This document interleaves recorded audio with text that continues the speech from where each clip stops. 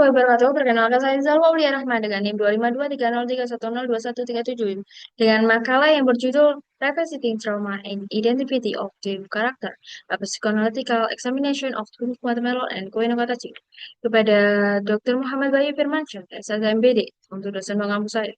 Pada latar belakang ini menjelaskan bahwa Koinokatachi dan Tunis Guatemala memiliki kesamaan yakni mengalami tuli. Yang pertama ada karena pembulian dan karena kecelakaan. Untuk rumusan masalah saya, yang pertama bagaimana pembentukan identitas dari karakter tuli terpengaruh oleh trauma masa lalu, kecelakaan dan pembulian terhadap karakter dalam Twin Watermelon and Koen no Katachi. Apa peran mekanisme psikonautikal seperti Denyin the Image dari trauma terhadap identitas tersebut dari trauma itu sendiri? Yang tiga adalah apakah ada perbedaan atau persamaan dalam cara kedua film ini menyajikan proses ini.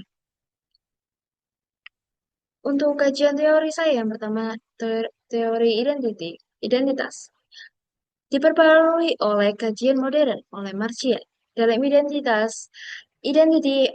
in adolescence, the balance between self and other.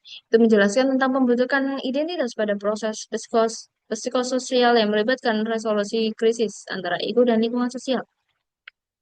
Untuk teori trauma, kompleks dari Judith Herman diperbarui oleh Van der Kolk dalam The Body Keeps the Scores, Brain, Mind, and Body in the Healing of Trauma, menggambarkan trauma sebagai pengalaman yang merusak struktur psikologis, termasuk identitas. Untuk teori PTSD, Post Traumatic Stress Disorder, itu menjelaskan bagaimana trauma memicu reaksi seperti flashback dan avoidance. Mekanisme psikoanalitik, the image, dalam The Analysis and the Critic Eyes Thinking, Psychoanalysis and Literature. Mekanisme pertahanan ego yang melibatkan penolakan terhadap citra diri yang terluka, seperti menyangkal dampak tuli atau trauma. Perbedaan atau kesamaan The Narrative Mitchell and Cinder diperbarui Thompson dalam Disability Studies Quarterly, membahas disabilitas sebagai protesis naratif untuk tema trauma. Kedua film ini menunjukkan kesamaan yang menggambarkan trauma sebagai pemicu kritis identitas melalui Daniel. Untuk penelitian terdahulu, yang pertama ada studi Judgment dalam Hollywood Speak, Deafness and the Film Entertainment Industry menganalisis bahwa film seringkali stereotip tulis sebagai tragis dan pahlawan. Penelitian terhadap trauma dalam penyandang tuli oleh Lake et al. Dalam Deaf Mental Health Care. Yang ketiga adalah analisis spesifik terhadap Goeno Katachi oleh Yoshimoto dalam Asian Cinema. Penelitian komparatif oleh Mitchell and Cinder dalam Narrative Prothesis, Disability and the Dependencies oleh Discourse. Untuk hipotesis, yang pertama adalah pembentukan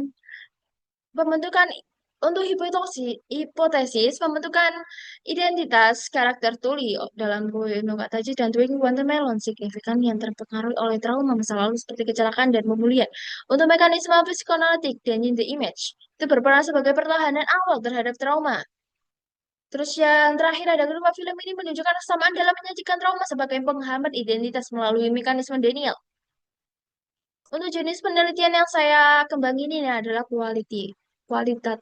Untuk lokasi dan waktu ini secara daring, yang pertama itu Koino Katachi itu rilis pada tahun 2016.